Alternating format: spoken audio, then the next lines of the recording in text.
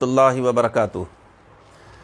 صدقہ فطر سے متعلق چند باتیں ملاحظہ ہوں۔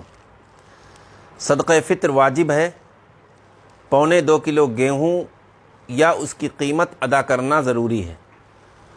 جو حضرات مالدار ہیں، اللہ نے ان کو نوازا ہے، وہ 3.5 کلو کشمش یا 3.5 کلو کھجور کی جو موجودہ قیمت ہوتی ہے اس کو اگر دیں گے تو زیادہ ثواب ملے گا۔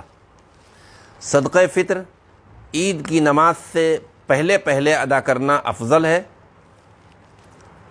اگرچہ اگر کوئی شخص عید تک نہ ادا کر سکا تو نماز کے بعد بھی، عید کے دن کے بعد بھی ادا کیا جا سکتا ہے، لیکن بہتر یہی ہے کہ جس طرح عیدگاہ جانے سے پہلے صدقہ فطر ادا کرتے تھے، اس سال اگرچہ عیدگاہ میں نماز نہیں ہو پائے گی تو صدقہ فطر عید کی نماز آپ اپنے گھروں میں پڑھیں یا جہاں پڑھیں، اس سے پہلے آپ کی کوشش ہو کہ ہم صدقہ فطر ادا کر دیں۔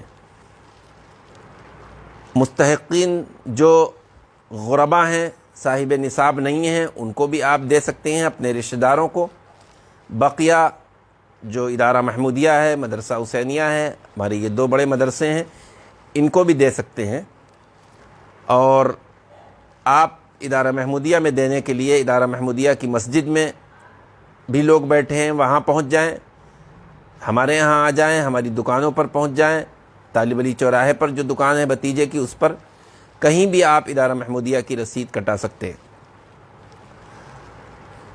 زکوٰۃ کے سلسلے میں بھی ایک بات ذہن میں رکھیں کہ اگر کوئی شخص رمضان میں حساب نہیں لگا سکا یا کسی وجہ سے زکوٰۃ نہیں دے سکا تو زکوٰۃ اس سے ساقط نہیں ہوئی، بلکہ رمضان کے بعد بھی اس کو زکوٰۃ دینا اس کے لیے ضروری ہے۔ تو اس لیے رمضان اگرچہ اب مکمل ہو جائے گا لیکن زکوٰۃ کا فریضہ ختم نہیں ہوگا۔